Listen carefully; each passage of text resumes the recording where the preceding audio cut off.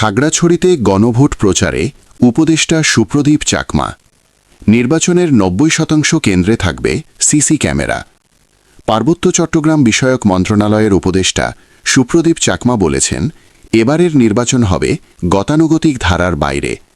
প্রধান উপদেষ্টা একটি গ্রহণযোগ্য ও বিশ্বাসযোগ্য নির্বাচন আয়োজনের জন্য কাজ করছেন। নির্বাচনকে স্বচ্ছ করতে প্রায় ৯০% ভোটকেন্দ্র সিসি ক্যামেরার আওতায় আনা হবে এবং প্রতিটি কেন্দ্রে দায়িত্বপ্রাপ্ত পুলিশের কাছে থাকবে বডি ক্যামেরা।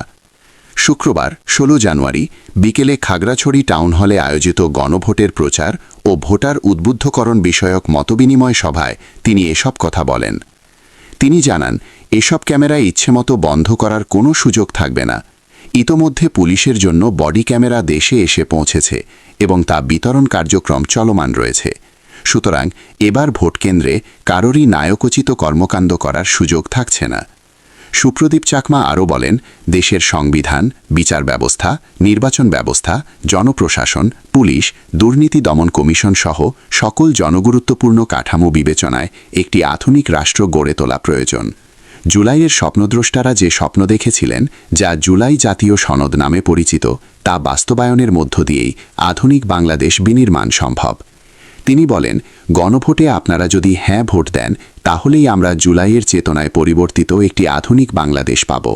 তাই গণভোটে হ্যাঁকে জয়যুক্ত করার জন্য আমি আপনাদের সহযোগিতা কামনা করছি।